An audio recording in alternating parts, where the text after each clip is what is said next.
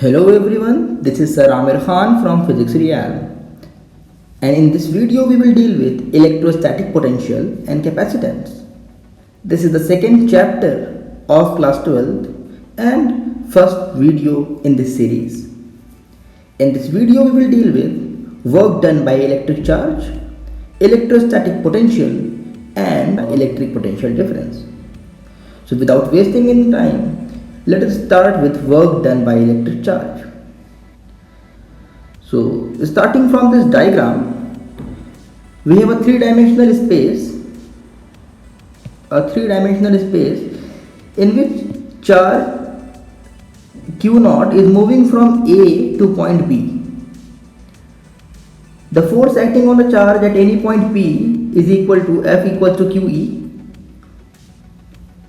and let us consider in between A and B it moves from P to Q.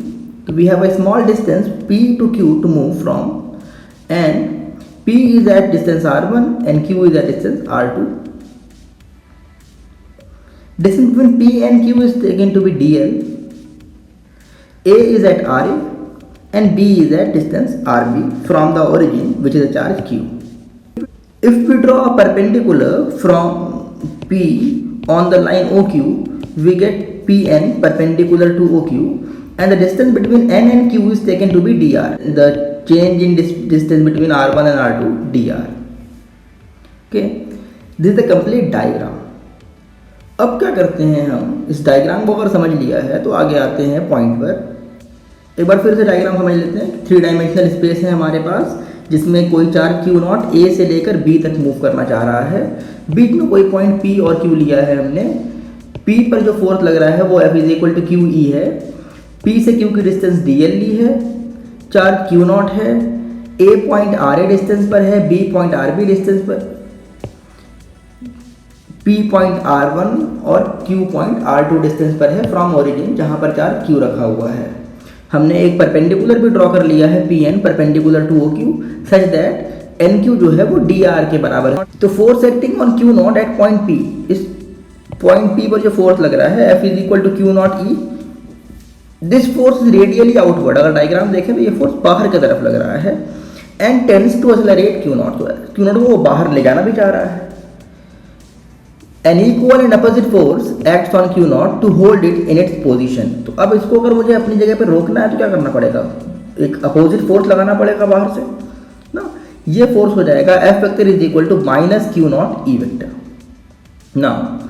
अब इस force के effect में अगर मैं मूव करा रहा हूँ पॉइंट P से पॉइंट Q तक, तो वर्क डन क्या हो जाएगा, work done is equal to F into DL या minus Q0 E into DL। और अगर मुझे मूव कराना है फ्रॉम A टू B, तो मैं क्या करूंगा, इस स्मॉल डिस्टेंस के वर्क डन को इंटीग्रेट कर दूंगा फ्रॉम लिमिट यहाँ से लेकर यहाँ तक, A से B तक की लिमिट में।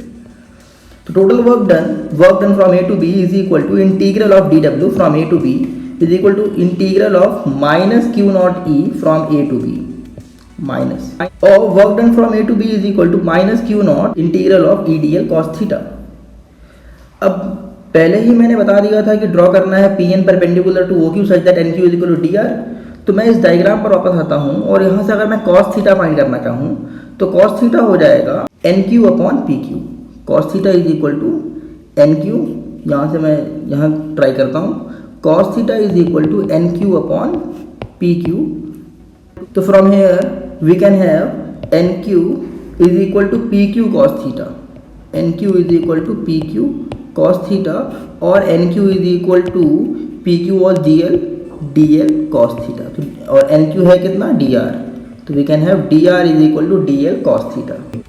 सो we replace DL cos theta with dr and our equation number 2 becomes work done from A to B is equal to minus Q0 integral of E dr।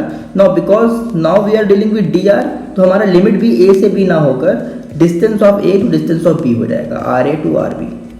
Okay, now we know that E is equal to 1 upon 4 pi epsilon naught Q upon R square। अब E की value यहाँ put कर दी जाए तो हो जाएगा work done is equal to minus Q0 integral from RA to RB 1 upon 4 pi epsilon naught Q upon R square dr। जितना भी कांस्टेंट है सब बाहर, तो क्यू नॉट पहले से बाहर है, ये क्यू बाहर, 4 पाई एप्सिलॉन नॉट बाहर, तो minus Q Q naught 4 pi epsilon naught बाहर, integral of R A to R B 1/r² dr। जिन लोगों को 1/r² का इंटीग्रल आता होगा, जो मैथ्स वाले होंगे उनके लिए तो आसान है, बाकी लोग ध्यान से देखें। 1/r² dr can be written as integral of r⁻² dr। Now integral में होता क्या है, limit we have the formula r⁻² + 1 upon -2 + 1, formula originally of integration. Let me change the color of this pen. The formula for integration of x⁻n dx is equal to x⁻n + 1 upon n + 1. ठीक, we are using same formula here, so it becomes r⁻−1 upon -1 or minus r⁻−1 or -1 upon r. Okay, so it becomes -1/r limit from R A to R B, minus बाहर चला गया, minus minus plus Q Q naught upon 4 pi epsilon naught 1/r limit R A to R B. अब limit लगाना तरीका है, एक बार upper limit minus lower limit, तो work done from A to B is Q Q naught upon 4 pi epsilon naught 1/r b minus 1/r a. Okay, so now we move on to electrostatic potential. The electrostatic potential at any point in electric field is defined as the work done in moving a unit positive charge from infinity to any point in the electric field against the electrostatic force.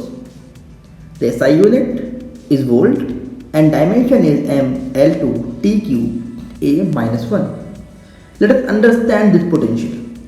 तो है क्या कि मैंने मान लिया कि मेरे पास एक 3 डायमेंशनल स्पेस है जिसमें कोई यहाँ पर पहले से चार्ज Q रखा हुआ है।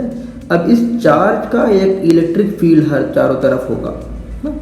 इस इलेक्ट्रिक फील्ड में अगर मैं कोई चार्ज बाहर से ला रहा हूँ, क्योंकि ये बहुत दूर है, मैं इनफाइनाइट पे मान ले रहा हूँ, ये कोई पॉइंट इनसाइड है, इस पॉइंट तक मैं ला रहा हूँ, तो कितना मुझे वर्क करना पड़ेगा, work done in moving from infinity to that point, मैंने मान लिया पॉइंट ए है, तो वर्क इन्फिनिटी टू ए पर यूनिट चार्ज। ये जो चार्ज है अगर ये क्यू नॉट है तो क्यू नॉट, अगर चार्ज नहीं है तो कुछ नहीं, तो it is defined as the electrostatic potential. Since we know that work done from A to B is Q naught upon 4 pi epsilon naught 1/r b minus 1/r a, और मैंने ये लिया है कि इनिशियल पॉइंट इन्फिनिटी पर, A की जगह infinity कर देते हैं, and final point B point पर है, तो B की जगह हम फाइनल पॉइंट कोई डिस्टेंस R मान लेंगे, then RA is infinity and RB is R. Putting these values we get work done from infinity to B Q naught upon 4 pi epsilon naught 1/r minus 1 infinity. Correct? Or we get work done upon charge Q naught, work done upon Q naught test charge is equal to 1/4 pi epsilon naught Q upon R. Now if you solve it like this, you will get equals to Q naught upon 4 pi epsilon naught into 1/r. I can remove this Q from here and send it to here, और Q naught भी transfer कर दिया तो ये बचा।